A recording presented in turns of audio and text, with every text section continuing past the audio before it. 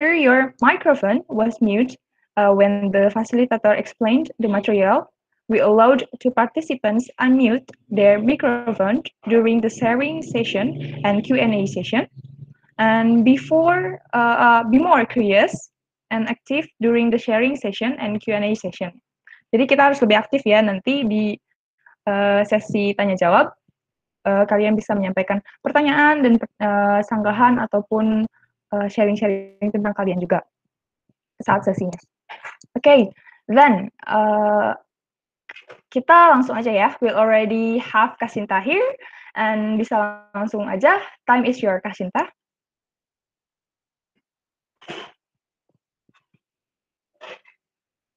Kasinta, mohon maaf, mikrofonnya masih mute. Iya, ya. Lupa. Oke. Assalamualaikum warahmatullahi wabarakatuh. Selamat siang semuanya. Semoga dalam keadaan sehat dan bahagia selalu ya di tengah pandemi COVID sekarang, yang semuanya serba sulit. Terima kasih juga Andini sudah membantu memperkenalkan saya sebagai teman diskusi hari ini. Bukan pemateri tapi teman diskusi, karena I have to declare kalau misalkan saya itu background-nya bukan psikologi murni tapi lebih ke kesehatan yang kebetulan menaruh minat pada kesehatan mental. Nah, hari ini teman-teman American Corner dari UIN itu meminta bantuan, meminta tolong untuk kita bareng-bareng mendiskusikan mengenai kondisi yang mungkin sedang dialami oleh teman-teman yang tahun ini lulus sarjana atau sedang mempersiapkan kelulusan sarjana, kemudian atau yang tahun ini sedang menginjak usia 20-an. Nah, kondisi berat yang apalagi sekarang di tengah COVID, yang dimana sekarang peluang lapangan kerja, kemudian segala istilahnya akses kemanapun itu sulit ya. Nah, oke. Terima kasih Fajar sudah membantu untuk share screen-nya. Jadi di sini saya mempersiapkan sedikit slide yang nanti membantu untuk teman-teman memahami dulu tentang kondisi tentang quarter life crisis. Nah, di sini boleh di next. Quarter life crisis itu identik dengan quarter atau misalkan orang mungkin memahaminya usia 25. Nah, tapi yang sebenarnya di awal mulanya yaitu kita kenali quarter life crisis itu dari penelitian psikolog dari Amerika. Nah, itu ada namanya Pak Robin dan juga Pak Wilner tahun 2001 itu dia melakukan penelitian pada kaum muda Amerika usia 20-an. Mereka menemukan bahwa ada kondisi kepanikan, frustasi, kemudian kebingungan akan masa depan. Nah, di situ sebelum dikenalkan dengan istilah quarter life crisis itu disebut dengan krisis 20 something karena banyak ditemukan pada kaum muda Amerika itu tahun usia mereka 20-an. Dengan kekhawatiran yang sama tentang masa depan, kemudian pemilihan langkah, kemudian tujuan hidup.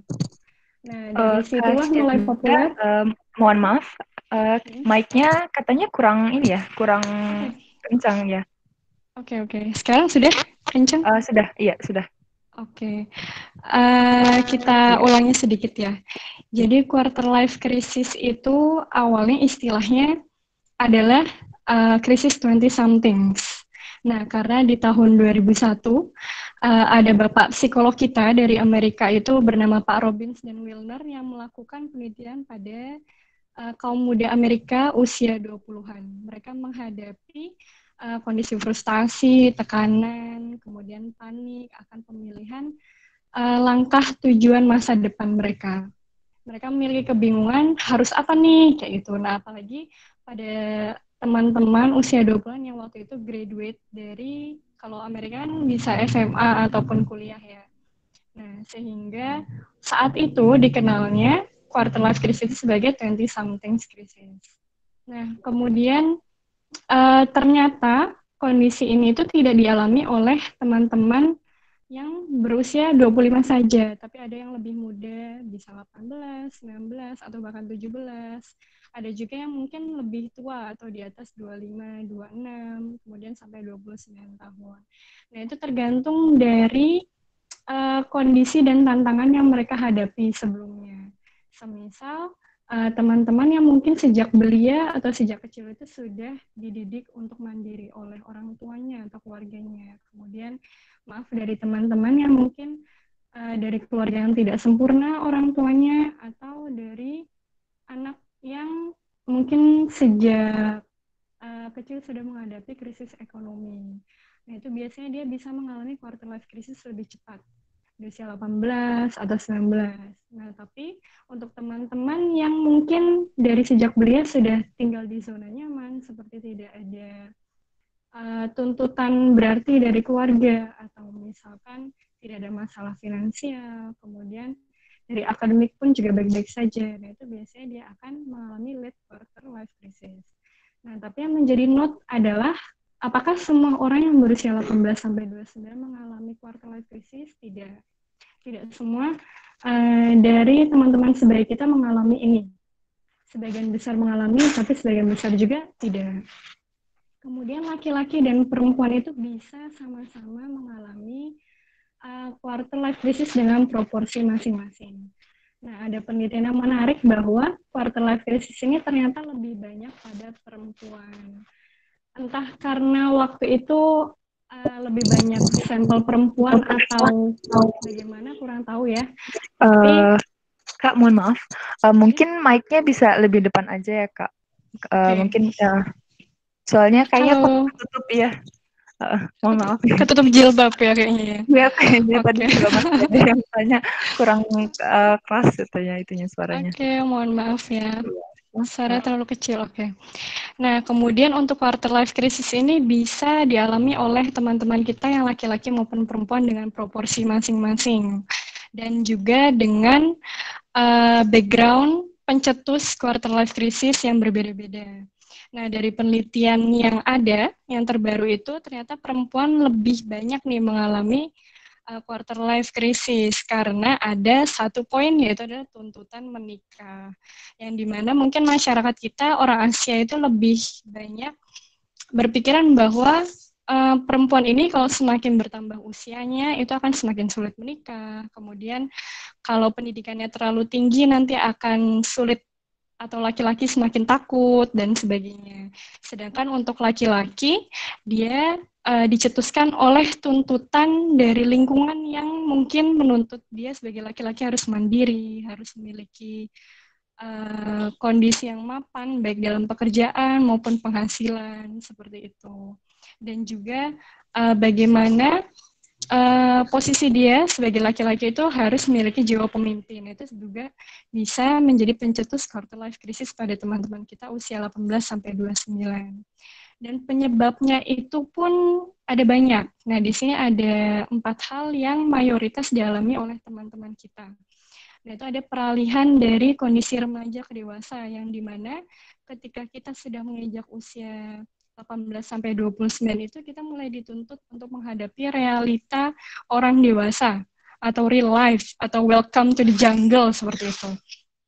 Nah, kita dituntut untuk menghadapi kondisi yang serba perfeksionis, serba efisien, tetapi jiwa kita yang masih remaja ini, masih peralihan remaja ini tetap menuntut untuk tetap kreatif atau tetap memegang nilai-nilai dalam nurani kita seperti itu. Jadi terjadi perbentrokan antara realita orang dewasa dengan kreativitas remaja. Nah, kemudian juga ada tuntutan lingkungan. Nah, ini bisa dari keluarga, bisa dari teman-teman sebaya, kemudian bisa dari media sosial yang dimana kita sering misalkan lihat story teman-teman kita yang wah sudah jalan-jalan kemana-mana, kemudian sudah memiliki pekerjaan yang dengan gaji yang sangat bagus, sangat tinggi, kemudian memiliki posisi yang baik di pekerjaan. Itu juga termasuk dalam tuntutan lingkungan. Atau misalkan dari orang tua yang menuntut setelah kuliah kamu harus bekerja, atau untuk perempuan kamu tidak boleh menikah setelah usia 25 karena terlalu tua dan sebagainya.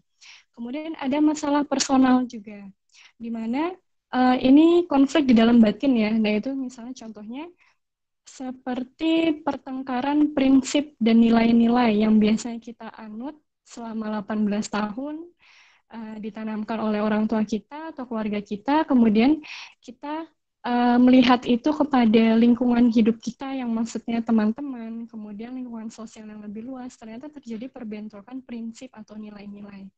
Kemudian atau dari masalah agama, kemudian dari masalah apakah sudah betul ideologi yang saya pegang selama ini. Nah, itu dia menjadi penyebab juga quarter life crisis. Kemudian ada juga masalah interpersonal nih, bisa dengan pasangan atau misalkan kondisi yang tidak damai dengan orang tua, seperti itu.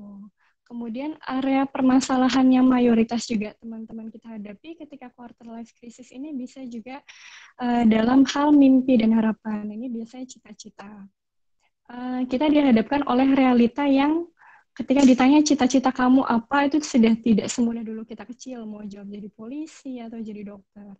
Tapi ketika kita sudah kuliah dan ternyata jurusan itu tidak sesuai dengan cita-cita kita dulu, atau misalkan kita mulai merasa salah jurusan, nah itu kita mulai mempertanyakan nih, apakah kita sudah memenuhi mimpi atau harapan kita yang pernah kita susun sebelumnya. Kemudian ada tantangan bidang akademis, nah ini biasanya pada teman-teman yang masih kuliah, nah itu dengan IPK yang mungkin kurang baik saat itu, semester itu. Kemudian IPK yang tidak sesuai harapan oleh orang tua, misalkan oleh kakaknya IPK dia segini, kok kamu segitu, atau misalkan di akademis seperti tadi jurusan yang kupegang ini salah atau tidak ya. Kemudian beralih pada jadi pekerjaan dan karir. Nah, pekerjaan karir ini nanti dia akan menjadi pertanyaan di area permasalahan ini. Setelah aku lulus dengan jurusan yang aku punya ini, sebaiknya aku bekerja sesuai passion atau dengan gaji ya. Nah, itu biasanya pertanyaan yang paling sering kita lontarkan menjelang lulus. Nah, kemudian berkaitan juga dari permasalahan quarter life crisis, agama dan spiritualitas. Yang kita mulai mempertanyakan apakah konsep beragama yang kita pegang sekarang itu sudah sesuai dengan kemauan kita, atau sudah sesuai dengan syariat yang ada, atau nilai-nilai agama yang selama ini kita pegang, apakah ada yang kurang sempurna, ataukah lain-lain. Kemudian ada juga yang dia munculnya ketika kita punya konflik dengan teman atau sahabat. Kita mulai mempertanyakan, dia betul-betul teman atau bukan ya, mulai merasa terhianati atau misalnya mulai merasa tersaingi. Kemudian dari relasi dengan pasangan, apakah pasangan yang saya miliki sekarang itu betul-betul serius pada saya hingga pernikahan, ataukah dia orang yang tepat, ataukah mulai memutuskan untuk tidak berpacaran, kemudian ingin sendiri dan membangun karir dan sebagainya. Kemudian yang terakhir itu ada identitas diri, yang dimana kita mulai mempertanyakan ideologi kita nih, mulai mempertanyakan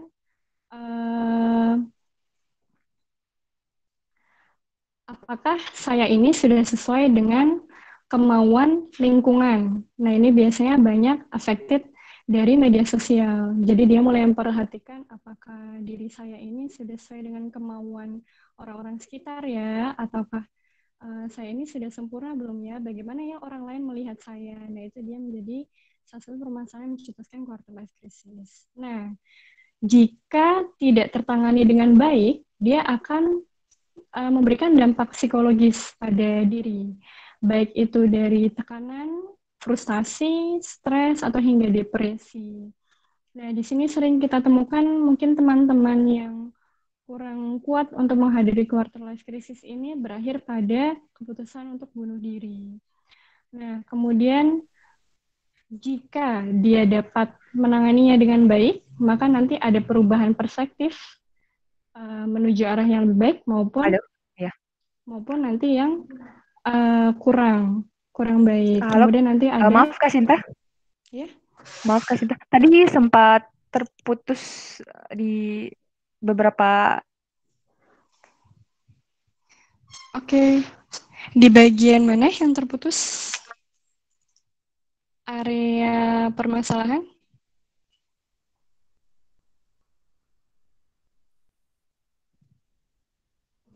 Halo. Oke, kita Oke. lanjut ya. Halo, iya. Ya, kita lanjut ya. Kemudian perubahan yang terjadi jika tertangani dengan baik, dia akan membentuk perspektif baru pada individu yang baik juga atau buruk. Kemudian ada penentuan keputusan yang dia menjadi keputusan krusial, baik itu untuk keputusan karir maupun tujuan hidup yang nanti bisa berubah. Oke, kita bisa lanjut. Next slide. Oke, nah di sini kita mengenali tahap-tahap quarter life crisis. Apakah kita mengenali dia, oh oke, saya mengalami quarter life crisis tapi berada pada tahap keberapa. Nah, di sini kita lihat yang pertama ada tahap pertama hingga nanti ada tahap kelima. Jadi di sini kita bisa sama-sama mengakses atau menilai diri sendiri ya. Mungkin teman-teman ada yang sedang mengalami quarter life crisis. Yang pertama itu kita mulai merasa ada perasaan terjebak nih dalam berbagai macam pilihan. Kemudian kita tidak mampu memutuskan apa yang bisa dan harus kita jalani selanjutnya. Nah, di sini contohnya seperti teman-teman sudah lulus dari sarjana sekarang atau menjelang semester akhir untuk kelulusan S1. Nah, kita mulai merasa bingung setelah lulus ini saya harus bekerja kemana, mendaftar kemana, ataukah saya harus lanjut S2 ataukah menikah. Nah, itu adalah di fase pertama kita mulai menanyakan pilihan-pilihan yang mungkin probable atau ada. Tapi kita belum bisa memutuskan akan menjatuhkan pilihan pada yang mana. Kemudian yang kedua, adanya dorongan yang kuat dalam diri kita nih untuk mengubah situasi. Kita mulai merasa tidak nyaman dengan kebingungan yang kita miliki terhadap pilihan-pilihan. Nah, kita mulai merasa, oke, saya harus berubah, atau saya harus menentukan keputusan sekarang. Nah, itu ada di fase kedua dalam quarter life crisis. Kemudian yang ketiga, kita mulai melakukan tindakan-tindakan yang sifatnya atau keputusan yang sifatnya itu sangat krusial. Krusial di sini berarti dalam artian sangat penting karena akan menentukan kehidupan kita bertahun-tahun setelahnya. Nah, untuk teman-teman yang di fase ketiga ini lebih banyak biasanya dialami oleh teman-teman yang sedang bekerja dan tidak ada di ranah yang sesuai passion dia. Nah, itu dia mulai mengalami, saya tidak nyaman di tempat kerja saya, haruskah saya keluar? Nah, seperti itu. Nah, di fase ketiga ini dia mulai melakukan keputusan baik saya keluar dari pekerjaan. Atau misalkan dalam halnya pasangan, dia mulai memutuskan untuk baik saya putuskan relasi saya dengan dia. Nah, itu baik untuk pasangan maupun pertemanan. Nah, di sini di fase ketiga, nah itu dia mulai merasakan puncak-puncaknya. Kemudian dia akan merasakan bingung apakah pilihan ini yang betul saya jalani sudah tepat ataukah belum. Nah, tetapi seiring waktu setelah dia melakukan tindakan yang krusial dan memutuskan tindakan krusial, dia akan beralih kepada tahap selanjutnya, yaitu membangun fondasi baru. Di mana dia dengan kondisi baru, misalkan dia saat ini setelah memutuskan untuk putus kerja, dia menganggur atau dia di tempat kerja yang baru, dia mulai membangun lagi fondasi yang baru. Atau misalnya teman-teman yang sebelumnya kuliah di jurusan A, kemudian pindah ke jurusan B, nah itu mulai membangun fondasi baru. Nah, di fase keempat ini, dia mulai mengendalikan lagi tujuan hidupnya, menentukan lagi dari awal. Nah, kemudian yang kelima, yang tahap terakhir dalam quarter life crisis, dia mulai membangun nih kehidupan yang lebih fokus dengan hal baru yang telah dia pilih, yang mungkin pilihan itu lebih sesuai dengan minatnya, atau misalkan dengan cita-citanya, atau mungkin nilai-nilai yang lebih sesuai dengan dirinya sekarang, ketimbang dengan pilihan sebelumnya yang dia jalani, seperti itu. Nah, kemudian boleh selanjutnya, slide selanjutnya. Nah, kemudian apa yang bisa kita lakukan nih untuk diri sendiri saat menghadapi quarter life crisis? Di awal sampai pertengahan ini saya tadi meminta teman-teman untuk mungkin mengakses dan menilai diri sendiri sedang dalam kondisi quarter life crisis di fase mana. Nah, di sini saya ingin memberikan sedikit insight. Yang ini saya ambil dari buku yang mungkin agak jauh dari materi quarter life crisis, tapi ini saya ambilnya dari parenting skills karena di sini di bagian di mana seorang orang tua pun bisa mengalami quarter life crisis. Nah, boleh selanjutnya di sini kita bisa menghadapi quarter life crisis dengan search. Boleh selanjutnya? Oke, search. Dari pertama, S, search. Nah, search di sini adalah kita maknanya mencari di dalam diri kita nih, menggali lebih jauh kelebihan kita, kekurangan kita, kemudian apa yang kita suka, apa yang tidak kita suka, hal-hal apa yang membuat kita marah, hal-hal apa yang membuat kita bahagia, dan dan macam-macam sebagainya. Kemudian di sini di tahap search kita mulai mencari juga kesulitan untuk mengetahui apa saja nih langkah-langkah yang akan kita ambil. Di sini kita diminta untuk mencari dulu masalah yang menjadi akar penyebab kita quarter life crisis itu apa. Kemudian yang kedua ada E, evaluate. Apakah keputusan kita ataukah misalkan dari masalah yang sudah kita search tadi, kita temukan, oke, masalah saya ada pada ideologi. Nah, kemudian kita evaluate, apakah ideologi itu sudah benar atau belum. Ataukah misalkan search masalah itu ada pada salah jurusan. Kemudian kita evaluate, apakah jurusan ini sudah benar atau belum. Apakah sudah sesuai dengan standar atau belum. Kemauan kita, angan-angan kita, atau cita-cita kita sudah sesuai atau belum. Kemudian dipertimbangkan, apakah kita akan realistis menjalani yang sekarang ada, ataukah kita akan mengambil resiko untuk memulai dari awal lagi. Kita sesuaikan lagi dengan kemauan kita yang awal, angan-angan kita yang awal, atau cita-cita yang kita yang awal. Selain dipertimbangkan, kemudian kita nilai juga baik dan buruknya. Jika kita mengambil pilihan A, apa baiknya? Kemudian apa buruknya? Kemudian apa manfaatnya? Kemudian pertimbangkan. Nah, kenapa evaluate ini tidak ada pada di akhir, malah kita berikan pada tahap kedua, karena kita membutuhkan standar. Nah, standar ini adalah standar yang baru, yang kita sesuaikan dengan kapasitas kita yang sekarang, hasil dari search tadi. Kelebihan kekurangan kita, nah kemudian kita tentukan standar. Jika ternyata kita temukan, oh saya memiliki kekurangan di sini, maka disinilah tahap kita harus belajar dan menuntut ilmu lebih. Kemudian hasilkan di tahap ini hal-hal yang kira-kira apa saja yang harus kita perbaiki dalam diri kita. Nah, itu ada tahap di-evaluate. Kemudian A, dari search tadi, yang berarti yang ketiga ya, A, acknowledge. Berarti kita harus mengakui, di sini adalah kita harus jujur pada diri sendiri. Ternyata kita memiliki kekeliruan yang terdapat di bagian sini. Kita salah di bagian ini. Itu bicaralah, berdialoglah pada diri sendiri.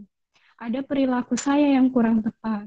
Ada perilaku saya yang selama ini hidup 18 tahun atau 20 tahun ini ternyata kurang bermanfaat. Dan ternyata banyak hal-hal yang harus saya perbaiki. Nah, itu ada pada tahap acknowledge, yaitu kita mengintrospeksi juga dan kita mengakui secara jujur bahwa kekurangan kita ada di bagian A, B, dan C. Kemudian misalkan kita sudah tahu, oh ternyata dari 20 tahun, 18 tahun kita hidup ini banyak yang kurang tepat. Nah, itu jangan mundur gitu ya, karena dalam istilah perperangan itu jangan sampai mundur dan jadi kalah, tapi tetap melangkah dan ambil langkah selanjutnya.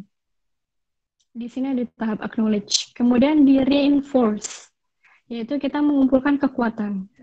Nah, setelah kita mencari dalam diri kita, mengenali diri kita lebih dalam, kemudian kita sudah mempertimbangkan baik buruk, kemudian kita sudah mengakui kekurangan kita maupun kelebihan kita, mana yang kurang tepat, kurang bermanfaat, kemudian kita reinforce, yaitu mengumpulkan kekuatan. Atau istilahnya, menghimpun lagi diri kita. Nah, di sini adalah tahap yang paling berat, karena kita tidak bisa berusaha sendiri di tahap reinforce ini. Jika teman-teman sedang mengalami quarter life crisis dan itu berat, dan butuh pertolongan, nah itu maka saya sarankan pada tahap reinforce ini carilah memang yang ahlinya. Contohnya misalkan teman-teman memang membutuhkan psikolog atau misalkan membutuhkan psikiatri.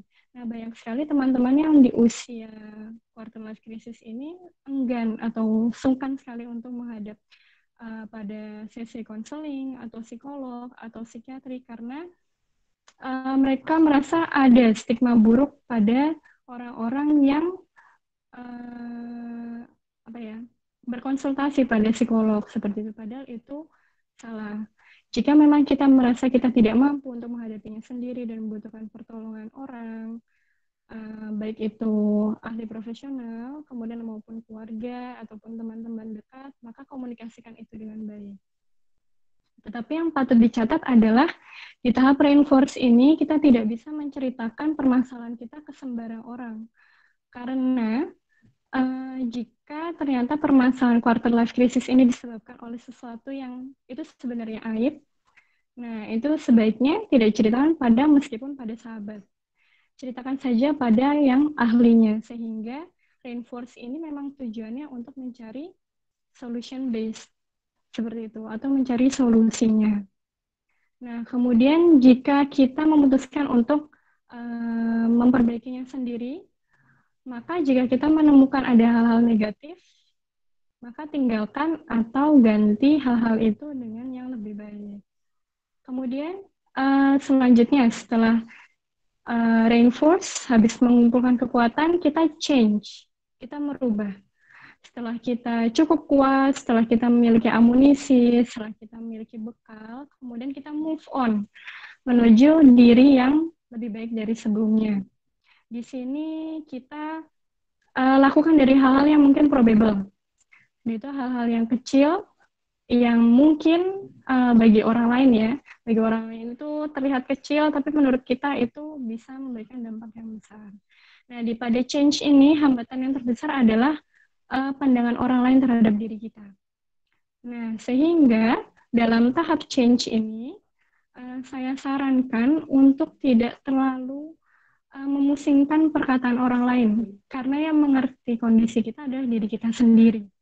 Seperti itu. Sehingga, jikapun kita harus men-change, harus merubah diri kita, maka ubahlah dari hal yang mungkin kecil, tetapi perubahan kecil itu bisa memberikan perubahan yang signifikan. Gitu. Meskipun perubahan baik itu hanya sekecil biji sawi ya, nggak kelihatan, tapi memang dari situlah nanti akan bergulir, dan itu akan menjadi perubahan yang lebih besar. Kemudian ketika kita sudah change, kita sudah berubah, maka yang terakhir adalah hang on, atau berpegang teguhlah pada keputusan perubahan yang kita pilih, pada pilihan kita.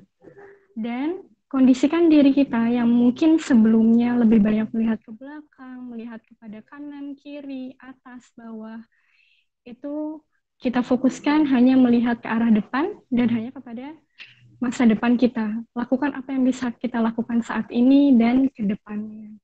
Kemudian boleh next slide yang terakhir sebelum kita diskusi, yaitu adalah sabar. Nah, jika kita sudah melalui tahap search tadi, search, evaluate, acknowledge, kemudian reinforce, change, dan hang on, yang terakhir adalah sabar. Nah, makna sabar itu bukan berarti menunggu ya, tapi sabar itu adalah menerima kondisi kita sekarang dan berusaha mencari jalan keluarnya. Nah, sabar ini bisa artian seperti misalkan kita sakit, kita tidak hanya menunggu kita sembuh, tapi kita berusaha untuk minum obat, istirahat yang cukup, kemudian kita mengkonsumsi makanan yang sehat dan bisa memperbaiki kondisi kesehatan kita. Nah, itu disebut dengan sabar. Seperti itu. Oke, itu adalah selayang pandang dari quarter life crisis karena saya harapkan dari question and answer ini kita lebih banyak diskusi tentang kasus. Oke, mungkin teman-teman ada yang mau sharing sedang menghadapi konflik atau sedang bingung memutuskan segala sesuatunya, mungkin saya bisa membantu. Gitu. Saya Oke, serahkan lagi pada Andini. oke. Terima kasih, Kak. Terima kasih. Oke, terima kasih banyak atas materi yang telah disampaikan. Sangat mengisi pemikiran kita yang lebih luas lagi. Tapi sebelumnya, tadi saya sempat lupa buat menyampaikan kurikulum vitae Kasinta. Jadi biar tahu ranahnya dulu ya, ranahnya Kasinta ini di Oke, mana, boleh. prestasi yang telah Kasinta capai selama ini. Prestasi. Oke, Remah-remah rengginang. ya, banyak banget Kak, keren ini. Oke, nah Unica, since November 16th, 1995, lahir November 16, 1995, life filosofinya itu dari Vincent van Gogh, what would life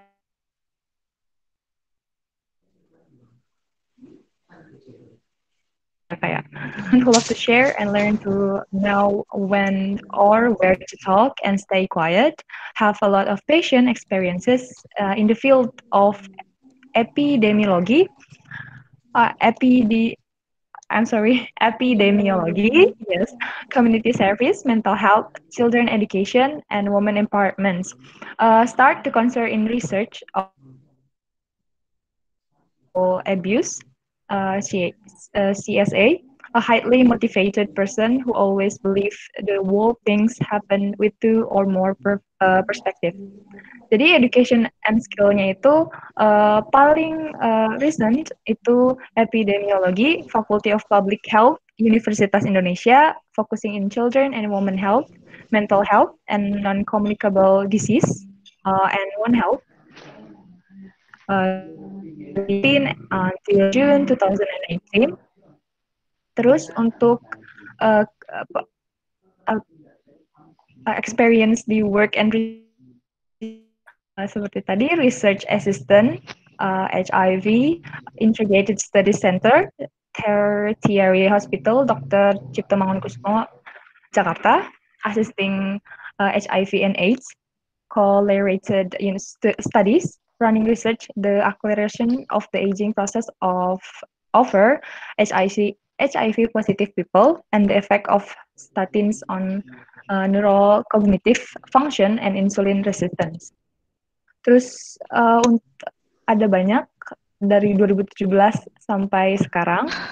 Terus untuk volunteer experience juga banyak. Kak Sinta ini aktif banget dari 2014 sampai 2020. Yang 2020 itu Kak Sinta pernah menjadi co-fasilitator Wisely di Lab Fit at America. Dan punya experience di public speaking juga. Sekian ya Kak, banyak banget. Dan kalau gitu kita langsung aja ya ke Q&A session, diskusi buat partisipan yang ingin bertanya silakan tulis saya ingin bertanya di kolom chat. Nanti saya akan pilih. Nanti setelah dipilih siapkan mikrofonnya untuk dan tanya. Mungkin sebagai Oke. Udah ada Kak? Udah ada. Kenapa Kak? Nggak apa-apa. Udah ada. Agus Hoiron ya. Silahkan Agus Hoiron mikrofonnya. Halo Kak, kedengeran nggak? Halo Agus, jelas, kedengeran jelas. Suaraku takutnya nggak kedengeran. Nggak jelas kok Kak. Oke. Sebenarnya simpel saja sih mau nanya. Kadang di pertama kali kita masuk kuliah, ini kan saya mahasiswa ya, itu merasa saya diri banget. Namun seiring berjalannya waktu, ada banyak hal yang membuat saya quarter life crisis itu terasa banget kayaknya, ini nanti lulus gimana ya, nanti gimana, apalagi lihat apa ya, teman yang beda jurusan tapi kok kayaknya prospek kerjanya lebih oke, dan prospek untuk kuliah S2-nya lebih oke gitu. Jadi yang saya alami itu pertama, seiring berjalannya waktu malah tambah nggak pede gitu kan. Terus apalagi ditambah ini lagi musim pandemi kan, kayaknya kok gimana gitu ekonomi gitu. Jadinya apa ya, yang saya rasa kayak ngerasa ini gimana ya gitu sih. Itu kadang mengganggu pikiran aja sih Kak. Itu bagaimana Kak? Terima kasih. Terima kasih Agus atas pertanyaannya. Nah, kondisi yang dialami oleh Agus itu saya alami juga saat semester 4 bahkan. Semester 4 itu berarti tahun kedua kuliah.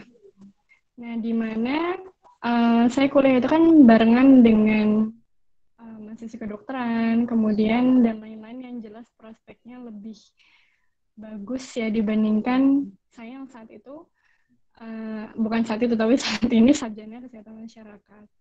Nah, dari situ awalnya memang jelas lebih down, apalagi melihat teman yang baik yang satu jurusan ini kok aktif banget organisasinya, kemudian dia sudah memiliki jabatan di organisasi ini, kemudian atau dari yang beda jurusan. Nah, itu dia pasti sudah ada lahan nanti ketika sudah lulus akan berkarya di mana. Nah, itu saya rasakan di semester 4. Nah, di sini saya nge-share pengalaman aja ya saat itu. Di semester 4 itu adalah titik balik saya mulai quarter life crisis. Nah, itu saya berarti usia sekitar 18. Nah, di saat itu saya memutuskan untuk menarik diri dari segala kesibukan di organisasi, tapi saya kuliah tetap jalan. Nah, ketika saya memutuskan untuk menarik diri dari berbagai organisasi itu dengan tujuan untuk membutuhkan waktu memikirkan hajat saya, maksudnya dalam artian saya membutuhkan waktu lebih untuk memikirkan saya harus melangkah kemana, dan saya tidak bisa terdistraksi dengan kesibukan yang ada. Sehingga saat itu saya mencoba untuk tetap bijak menarik diri itu dengan cara izin dulu ke organisasi yang saat itu saya masuki ya. Nah, itu saya minta waktu sekitar 1 minggu sampai 2 minggu tidak bisa aktif di grup. Kemudian tidak bisa aktif mengurus ini dan itu, dan amanah lain-lainnya di organisasi itu. Nah, memang ada beberapa saat itu saya ada 3 organisasi, dan salah satu organisasinya itu ada yang keberatan karena memang saat itu sedang ada proyek yang sangat besar. Tapi saya menilai bahwa jika saya tidak mengambil keputusan Kak, mohon maaf. Halo? Kak Sinta, Ya, mohon maaf. suaranya Suaranya naik turun. Oke. Nah, di semester 4 ini, ketika saya memutuskan untuk rehat dulu sejenak dari kesibukan kampus, khususnya untuk organisasi, waktu itu ada 3 organisasi yang saya ikuti, dan 2 organisasi lain mempersilahkan saya dengan baik, karena saat itu saya bilang, saya butuh waktu untuk memikirkan, atau istilahnya membutuhkan waktu untuk menyelesaikan masalah pribadi yang tidak bisa saya selesaikan sendiri. Kemudian di satu organisasi lainnya keberatan karena saat itu ada proyek besar yang harus dilakukan, sehingga saat itu saya harus mencari pengganti saya dulu. Nah, di sini ketika saya memutuskan untuk mencari waktu pribadi untuk menyelesaikan quarter life crisis saya, untuk mencari lagi dan menggali diri lagi, saya hanya ingin meninggalkan segala sesuatunya dengan bertanggung jawab. Jadi saya melakukan langkah itu dulu. Nah, kemudian selama sekitar 2 mingguan itu saya memikirkan kira-kira dengan jurusan yang saya ambil ini prospeknya banyak kemana ya. Nah, itu saya lebih banyak browsing, baik di Google, kemudian tanya ke kakak tingkat, kemudian saya mencoba lagi menjalin komunikasi dengan kakak-kakak tingkat yang di semester awal kita kenal dari ospek. Nah, itu saya lakukan ketika 2 minggu vakum dari kehidupan organisasi kampus. Nah, dalam 2 minggu itu apakah sudah selesai? Belum, tapi membaik karena sudah ada titik terang. Nah, di situ saya mulai membuat tabel. Tabelnya itu masih ada, nah kurang lebih seperti ini. Nah, ini saya melis kira-kira dengan jurusan yang saya ambil ini bisa ke institusi mana saja. Kemudian konsekuensinya jika saya mengambil institusi, misalkan kesehatan bisa ke pendidikan, nah itu berarti nanti apa yang harus saya persiapkan, skill apa saja yang harus saya tingkatkan. Kemudian jika saya mengambil institusi nanti praktisi di lapangan, apa yang harus saya skill tambahnya, kemudian apa yang harus saya perluas lagi networkingnya. Nah kemudian dari pilihan itu saya ternyata menjatuhkan pilihan pada penelitian. Karena saat itu memang pertama saya sangat menyukai bidang penelitian, dan kebetulan memang networking yang saya miliki lebih banyak di penelitian. Seperti itu. Nah, di situ saya mencoba menyelesaikan quarter life crisis saya untuk bagian karir itu dengan takes time dari hiruk pikuk kampus dulu. Yang memang dilemanya adalah kita tidak bisa meninggalkan atau ngerasa sungkan ya, ngerasa pekewo kalau orang Jawa bilang sama teman-teman karena mereka akan jadi double job. Tapi itu harus saya lakukan ketimbang nanti saya menjadi tidak tahu arah dan memaksakan tetap terombang-ambing sampai semester akhir. Begitu. Karena saya menilai saat itu ketika saya telat mengassessment diri saya sendiri dan terlambat untuk menyelesaikan konflik ini, maka itu akan sangat merepotkan sekali nanti, apalagi sudah di semester 7 atau misalkan nanti sudah di semester 8 menjelang kelulusan. Nah, sehingga semakin cepat kita mengatasi itu, maka akan semakin banyak juga langkah dan juga kesempatan kita untuk mulai memperbaiki itu. Gitu. Apakah sudah menjawab mungkin dan bisa memberikan gambaran untuk Agus? Iya Kak, terima kasih sudah sharing pengalamannya. Terima kasih sekali Sama-sama. Kak. Oke.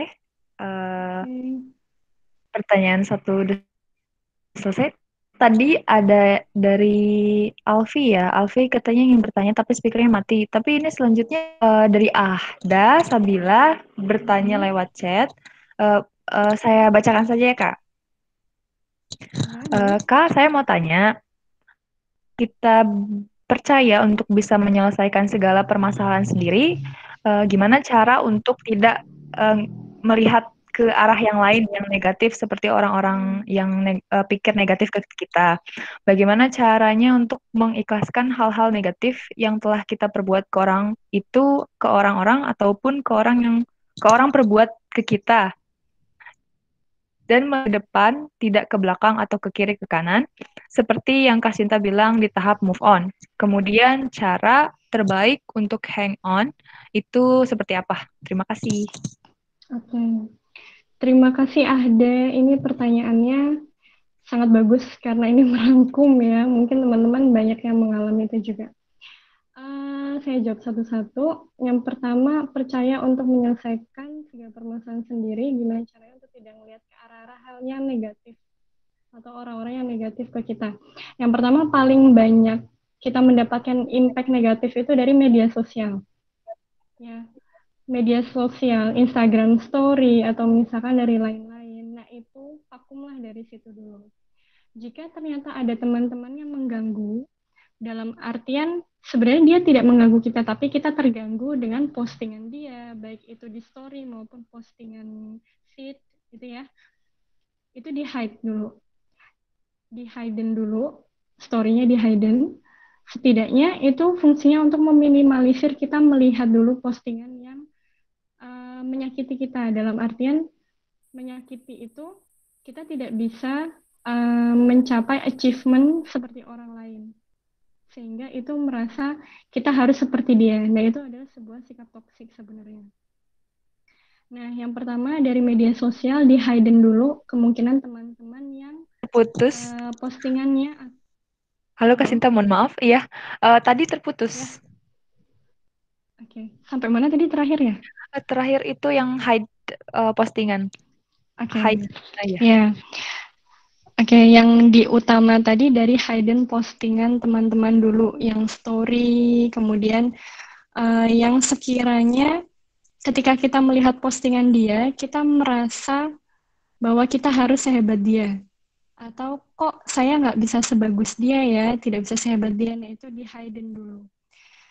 Fungsinya apa? Supaya kita tidak melihat dulu orang yang terlampau jauh di atas kita. Atau yang terlihat lebih hebat dibanding kita. Nah, karena di balik itu semua, di balik postingan dia, kita tidak tahu dia sudah berjuang seperti apa. Kita tidak tahu struggle-nya dia itu seperti apa. Nah, di zaman media sosial itu jarang sekali ya orang itu mau memposting yang busuknya dia. Maksudnya apesnya dia itu pasti jarang diposting. Pasti yang diposting baik-baik. Nah, untuk menghindari diri kita yang malah toksik ke diri kita sendiri, maka di hidden dulu pertama dari media sosial yang mungkin mengganggu. Kemudian yang kedua, lihatlah pada orang-orang atau teman-teman yang mungkin dari pandangan kita tidak seberuntung kita. Fungsinya apa? Supaya kita bisa merasa cukup dengan kondisi kita. Kita merasa bersyukur dulu dengan kondisi kita bahwa ternyata diriku lebih baik dari orang yang mungkin kondisinya tidak seberuntung kita. Tapi dalam artian ini bukan menghina orang lain ya, tapi ini menumbuhkan rasa cukup dan bersyukur kita terhadap kondisi kita. Nah, kemudian jika kita sudah merasa kuat, sudah merasa legowo, bisa menerima, nah itu silakan dibuka lagi postingannya. Maksudnya dibuka lagi atau di unhide lagi story teman-teman yang sebelumnya membuat kita toksik ke diri kita. Nah, kemudian mengikhlaskan hal-hal negatif yang kita perbuat ke orang lain. Putus-putus lagi ya? Iya. Oke, nah kemudian yang negatif ya. Nah, untuk yang negatif, yang paling ampuh adalah memaafkan. Karena permasalahan kita tidak bisa mengikhlaskan sesuatu adalah kita tidak bisa atau tidak sadar belum memaafkan. Nah, ketika kita yang punya salah pada orang lain, maka kita akan merasa bersalah pada diri kita utamanya. Kemudian barulah kita merasa bersalah pada orang lain. Yang utamanya, maafkanlah diri kita pernah melakukan kesalahan atau hal negatif tersebut. Bilang pada diri sendiri, maafkan ya, dulu pernah seburuk itu. Atau maafkan ya, dulu pernah berbuat hal negatif seperti itu. Kemudian yang kedua, jika itu berkaitan hal negatif kepada orang lain, maksudnya kita melakukan hal buruk kepada orang lain, jika memungkinkan minta maaf pada orang yang telah menerima sikap buruk kita atau hal negatif kita. Semisal hal sederhana adalah sahabat. Nah, kita kadang kala itu tidak bisa mengerem ya, karena sudah dekat, kemudian merasanya sudah kenal, kita jadi bercanda keterlaluan kepada sahabat, atau misalkan kita menjadi tidak peka dengan perasaannya, padahal dia mungkin seringkali tersinggung sama bercandaan kita yang kita tidak sadar. Maka yang dimulai dari ketika kita mulai sadar ada hal negatif dalam diri kita, minta maaflah pada orang-orang terdekat dulu. Pada orang-orang yang sering berinteraksi pada kita. Seperti itu, karena mungkin saja mereka lah orang yang paling sering menerima perlakuan buruk kita. Kemudian, jika orang lain itu yang buruk ke kita tuh bagaimana? Pertama, jangan pernah mengharapkan orang itu minta maaf ke kita. Karena itu akan sulit. Dan itu akan membuat kita menjadi toksik. Kita akan merasa bahwa orang itu tuh harusnya minta maaf ke aku dulu. Nah, kayak gitu. Nah, sehingga jika ada orang yang berbuat negatif pada kita, maafkan juga. Nah, jika kita cukup kuat untuk membalas orang itu, maka lebih baik balaslah dengan hal-hal yang baik. Seperti itu. Kemudian cara terbaik untuk hang on. Hang on dalam artian tadi bertahan ya, yaitu adalah kelilingi diri kita dengan orang-orang yang sevisi. Sahabat-sahabat yang sevisi, kemudian komunikasikan jika keluarganya Ahda ini adalah keluarga yang suportif, maka diskusikan pada keluarga. Ciptakan environment atau lingkungan yang mendukung visi misinya Ahda ini nanti tercapai, cita-citanya Ahda tercapai. Bangunlah networking yang produktif, bangunlah skill yang produktif.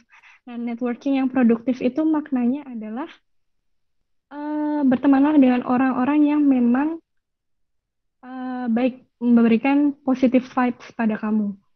Dan di sini adalah fase-fase quarter life crisis kita di mana teman-teman itu akan sangat jauh berkurang bahkan hingga 70%-nya. Misalkan kita merasa ketika kuliah ini kita bisa kenal dan dekat dengan satu angkatan yang isinya ratusan orang. Kemudian semakin bertambah semester, teman-temannya jadi separuhnya, terus tambah semester menjelang lulus ternyata hanya tinggal 15 orang. Ternyata setelah kita di dunia kerja ternyata hanya 3 orang yang keep in touch sama kita. Nah, itu adalah siklus. Itu adalah siklus pendewasaan, sehingga jangan kaget dengan hal tersebut. Nah, dan jika pun harus memilih pertemanan, persahabatan, bagaimana mendukung kita hang on, maka pilihlah orang-orang yang memang dapat memberikan energi positif ke kita, insight positif ke kita, yang dapat kita jadikan tempat bertukar pikiran, dan juga orang-orang yang sevisi misi dengan kita. Seperti itu ada. Apakah menjawab?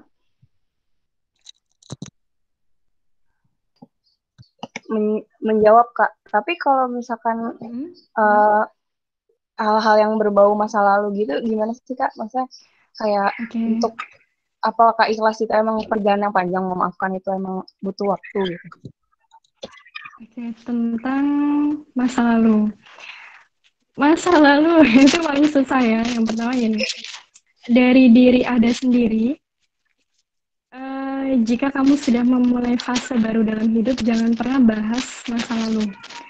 Dengan orang-orang yang baru, maupun orang-orang lama yang, maksudnya gini, pertemanan kamu yang lama, sahabat-sahabat kamu yang lama sudah tahu tentang itu. Tetapi jangan pernah bahas lagi hal-hal yang sudah lalu. Nah, itu pertama akan membantu kamu menyembuhkan dirimu dan juga akan membantu kamu dalam proses mengikhlaskan. Jangan pernah bahas masa lalu, baik di lingkungan yang lama maupun yang baru ya. Terutama yang baru. Karena yang lalu sudah disimpan rapat saja. Nah, kemudian apakah ikhlas itu proses? Ya, ada yang bahkan dalam 1 tahun, 2 tahun, atau bahkan bertahun-tahun. Karena itu adalah proses. Seperti itu. Nah, ketika kamu sudah bisa mengikhlaskan dengan misalkan permasalahan berat tersebut, ketika kamu menghadapinya nanti ke depan, kamu akan bisa menanggapi itu dengan lebih bijak. Seperti itu. Makasih banyak ya, Kak. Sama-sama, Ahda. Semoga bermanfaat. Oke. Waktunya tinggal 4 menit lagi ya. Gimana, Kak? Kakak mau nambah Nggak waktu? apa-apa. Nambah nggak juga apa-apa. masih ada yang bertanya. 2 lagi. Nggak apa-apa? Boleh. Nambah nggak apa-apa. Oke. Ini ada pertanyaan. Ya. Kak, mau nanya dong, gimana suka kesulitan untuk akui diri sendiri dan pada akhirnya kesulitan untuk beralih ke tahap berikutnya. Disatuin aja ya, Kak, sama yang Alfi. Satu ini tentang denial pada diri sendiri. Terus untuk Alfi itu saya mau tanya, quarter life crisis gak cuma tentang karir, gak sih? Kayak love life, ngembangin karir, mau fokus supaya sukses, tapi masalah pribadi itu suka menyita energi kalau lagi ada masalah sama kehidupan pribadi. Terus saya juga merasa kalau bisa menemukan orang yang bisa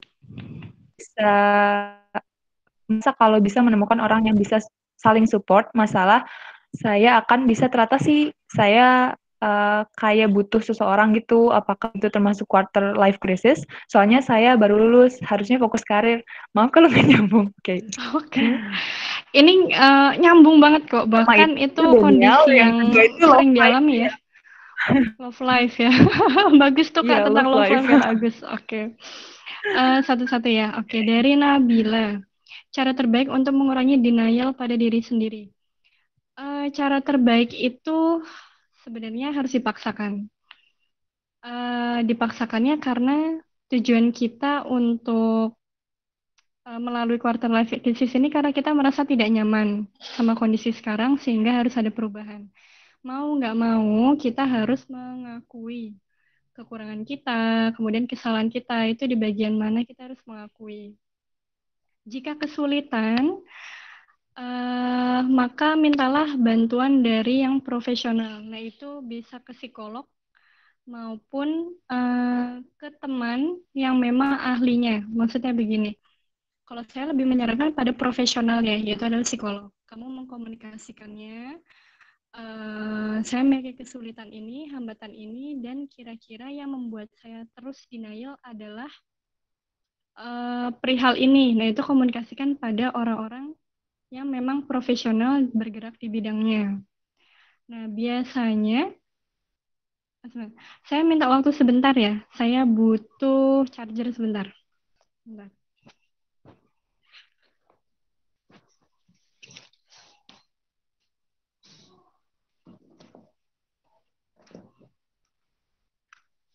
Aduh, chargernya lagi. Bentar, takut mati HP-nya.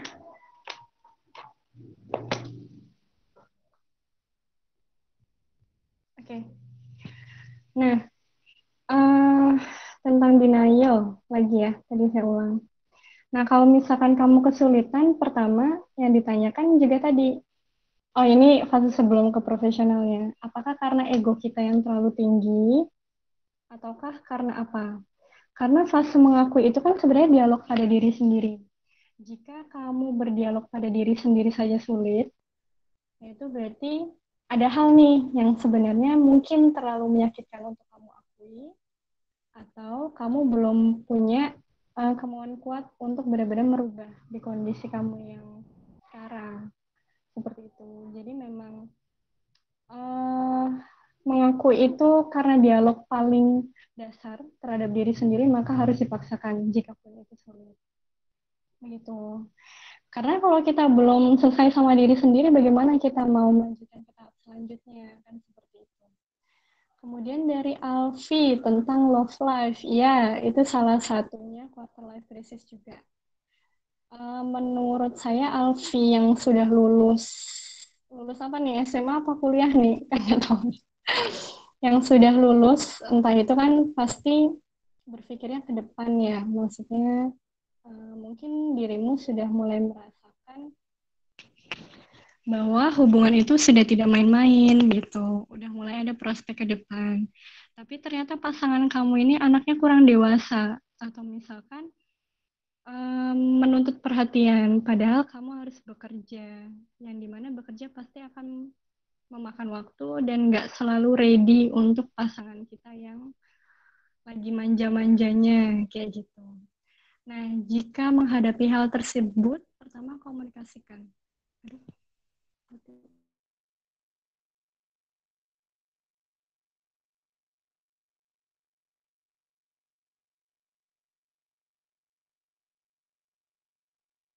Halo Kak Sinta.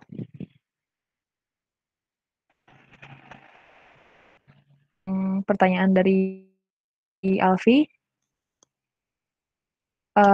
Jadi katanya apa?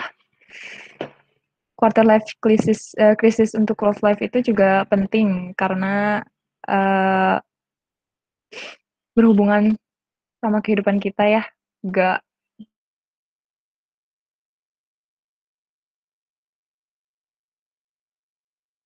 orang lain. Terus tentang bentar. Ya tadi, Kak Sinta udah bisa bergabung lagi. Halo Kak Sinta. Kayaknya mic-nya masih. Halo Kak Sinta. Kak Sinta Oke, maaf ya keputus tadi. ya. Mati Ya. HP-nya. Oke, kita lanjut ya. Jadi kondisi love life tadi, nah itu kan memang ketika apalagi kita sudah lulus, nah itu pasti akan dihadapkan pada kita harus fokus karir, tapi pasangan kita ini tidak mendukung nih sifatnya, kayak misalkan dia ternyata kurang dewasa, kurang memahami bahwa kita butuh waktu untuk kerja dan nggak bisa selalu hadir seperti itu. Nah, solusinya adalah pertama komunikasikan. Komunikasikan tujuan hidupmu apa, kemudian visi misimu itu apa, dan apa yang kamu butuhkan. Misalkan kamu butuh fokus, karena aku harus bekerja dan aku harus begini dan begitu. Karena pencapaianku di tahun ini adalah begini dan begitu. Nah, syukur kalau misalkan pasangan kamu memahami itu. Tapi kalau misalkan ternyata tidak memahami, maka komunikasikanlah apakah mau lanjut ataukah mau disudahi. Seperti itu. Oke. Ada tanggapan mungkin? Udah ya, ya tanggapan dari Alfi dan Nabila tadi gimana? Atau dari yang lain? Kalau nggak ada, tadi mikrofon saya sempat kurang lancar ya saat pembacaan kurikulum vitae. Bacakan ulang yang pentingnya ya. Ada request untuk bacain moto Kak Sinta. Oh iya, ada pertanyaan lagi? Ada yang ingin bertanya? Silahkan bisa di chat wall. Saya ingin bertanya, nanti bisa untuk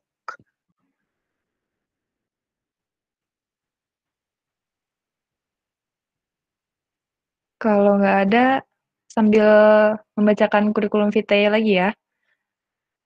Mutiara Sinta Noviar Unica, lahir November 16, 1995. Life filosofinya itu, what would life be if we had no courage to attempt anything? Dari Vincent van Gogh. Jadi kita ini, hidup ini apa kalau kita nggak mencoba sesuatu, atau mencoba apapun yang kita mau. Nah untuk highlight-nya,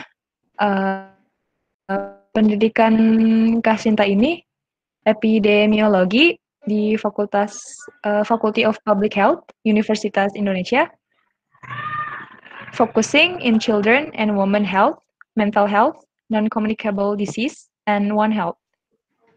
Terus untuk work research experience,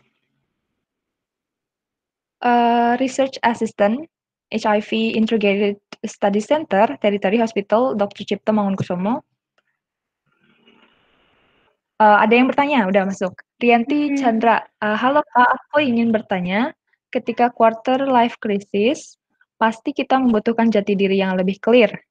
Bagaimana cara kita mencari jati diri tersebut agar tidak terombang-ambing terus? Terima kasih, Kak.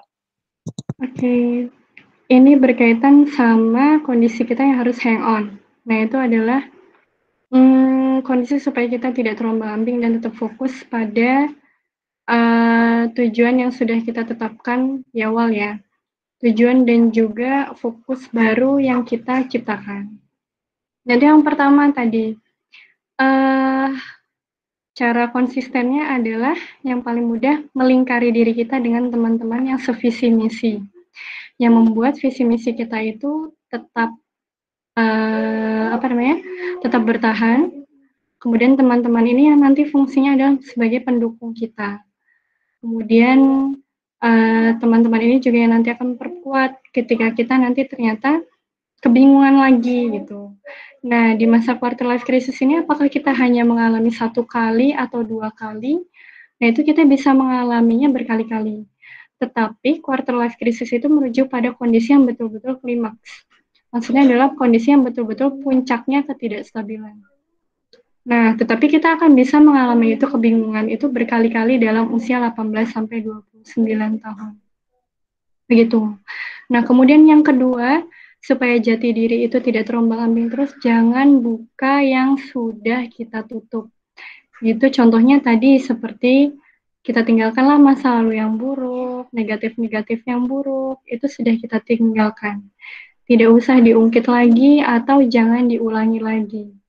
Seperti itu. Kemudian yang ketiga, meminta pertolongan orang lain. Baik orang lain maupun kita juga meminta pertolongan pada Tuhan. Karena yang membolak-balikan hati kita pun memang Tuhan ya. Kita harus minta tolong pada sesuatu zat yang memang dia memegang hati kita, seperti itu, memegang diri kita. Supaya kita diteguhkan pada jati diri kita yang sekarang jika memang baik, dan jika memang jati diri kita yang sekarang ternyata kurang baik, maka kita akan minta untuk ditunjukkan yang memang baiknya seperti apa. Seperti itu. Itu adalah 3 hal yang bisa kita lakukan untuk membuat jati diri kita itu tidak terombang-ambing. Yang pertama dari pertemanan, kemudian yang kedua tidak membahas yang sudah lalu-lalu dan tidak mengulanginya. Kemudian yang ketiga kita meminta bantuan dari orang yang profesional dan juga kita minta bantuan pada Tuhan. Seperti itu. Apakah ada tanggapan, Rianti? Baik, sama-sama. Ada tanggapan lagi, Rianti? Atau sudah? Kalau sudah, gimana Kak? Oke. Enough? Mungkin ada satu hal yang saya pesankan untuk teman-teman tadi tentang love life ya. Saya kepikiran tadi, boleh, Kak. ya karena sebenarnya topik quarter life crisis ini memang lebih tepatnya dibahas sama orang yang usianya mungkin jauh lebih tua ya, karena dia asam garamnya udah banyak. Tapi tentang love life ini yang mungkin hal yang menjadi borderline, karena ini pasti dialami sama kita-kita, kayak gitu. Nah, yang pertama tentang love life ini biasanya kebingungan karena kita tidak bisa membedakan nih antara kita betulan dengan orang ini atau pasangan kita yang sekarang itu karena kita hanya sekedar perasaan ataukah kita sudah sevisi misi dengan pasangan kita. Nah, ini biasanya ada perasaan ketika kita putuskan, kita takut nanti sendirian, atau misalnya nanti tidak ada teman sharing, atau misalkan nanti biasanya tiap kita ada permasalahan, kita ada tempat curhat, seperti itu. Itu banyak dialami oleh teman-teman perempuan nih, atau mungkin laki-laki juga dalam love life. Padahal ketika kita dalam kondisi ketakutan itu, kita jadi tidak bisa menilai suatu hal secara objektif. Nah, ini yang berbagi sedikit pengalaman, karena semoga diperkenankan ya sama Andini ya. Aku menyita sedikit waktu untuk sharing. Nah, ini pengalaman dari temanku yang kebetulan quarter life crisisnya dipicu oleh relasi. Nah, relasinya ini dia dipicu oleh toxic relationship, yang mungkin teman-teman sudah pernah mendengar istilah itu, yang dimana dia ini kabur antara perasaan dia terlalu sayang sama laki-lakinya sehingga mengantarkan dia menerima kekerasan seksual. Nah, di saat kondisi itu dia merasa ketakutan untuk menceritakan itu sehingga dia menyimpan itu hingga 1 tahun. Nah, di kondisi itu akhirnya entah bagaimana, mungkin memang sudah ketetapan Tuhan ya, dia jadi menceritakan kepada saya. Yang dimana memang saat itu saya memiliki akses untuk ke lembaga bantuan hukum, kemudian saya juga memiliki akses untuk ke yayasan pulih untuk psikologi. Kemudian akhirnya saya putuskan untuk membantu teman ini menyelesaikan permasalahannya. Nah, di sini yang menjadi garis bawahi adalah ketika kita mencapai quarter life crisis, kita benar-benar harus bisa memaksakan diri kita untuk menilai segala sesuatunya secara baik buruk. Meskipun itu pahit ya, apalagi untuk hubungan. Jika memang dirasa sudah buruk untuk diri kita, maka memang baiknya adalah ditinggalkan. Nah, bagaimana cara meninggalkannya itulah yang harus dilakukan secara tepat. Jika dapat ditinggalkan dengan baik-baik, maka bersyukur. Tapi jika memang membutuhkan bantuan dari orang lain atau misalkan tidak bisa kita selesaikan sendiri dengan ketakutan-ketakutan yang ada, maka mintalah bantuan dari orang yang memang mumpuni. Seperti itu. Nah, karena seringkali kita bertahan di kondisi quarter life crisis karena kita takut untuk meninggalkan zona nyaman kita. Apalagi di love life, biasanya kita sudah kira-kira sudah menemukan orang yang cocok nih, tapi karena ada kondisinya, ada sifatnya, karakternya yang toksik, tapi selalu kita maklumi dan akhirnya malah menjadi bom waktu. Nah, itu mulai harus dipikirkan kembali. Seperti itu. Nah, kemudian jika memang love life itu quarter life crisis pada keputusan untuk menikah, maka sebelum kita meminta untuk menikah, harus dikaji lagi ke diri kita sendiri, visi misi kita menikah itu apa. Ini karena kita sudah usia 20-an ya, jadi menurut saya ini adalah pembicaraan yang lumrah gitu, karena pasti sudah pada kepikiran soal itu gitu. Nah, ketika kita sudah memutuskan untuk menikah, apalagi untuk perempuan, maka tentukan dari sekarang visi misi rumah tangganya nanti akan seperti apa, supaya kedepannya nanti kita mencari atau mendapatkan pasangan yang tidak sembarangan. Itu adalah pasangan yang memang sudah sesuai visi misinya, kemudian ada sifat karakter yang mungkin saling melengkapi. Seperti itu. Oke, udah itu baik. cukup sih.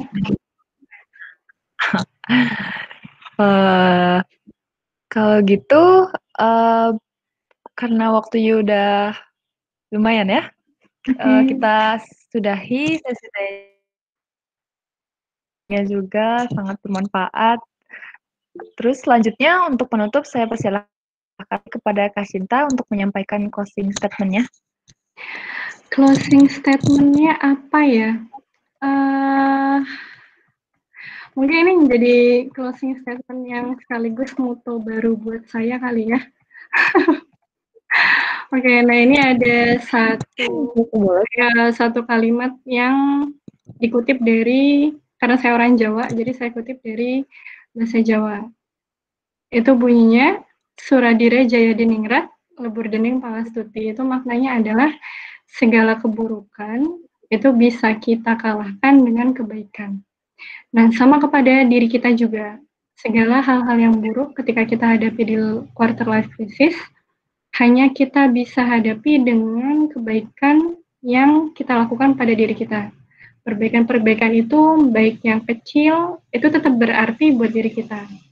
Kemudian berhenti untuk melihat kanan kiri, depan belakang, kemudian terlalu melihat kehidupan orang lain, karena quarter life crisis berarti adalah kamu dituntut untuk fokus pada dirimu, menentukan lagi tujuan hidupmu, dan membereskan hal yang belum terbereskan di usia kamu sebelumnya.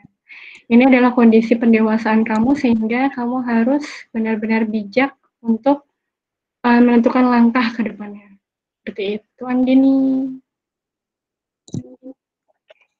Baik, terima kasih banyak Kak Shita telah menyampaikan materi yang sangat membantu, menginspirasi dan memotivasi kita yang mencapai umur di mana ya. Oke.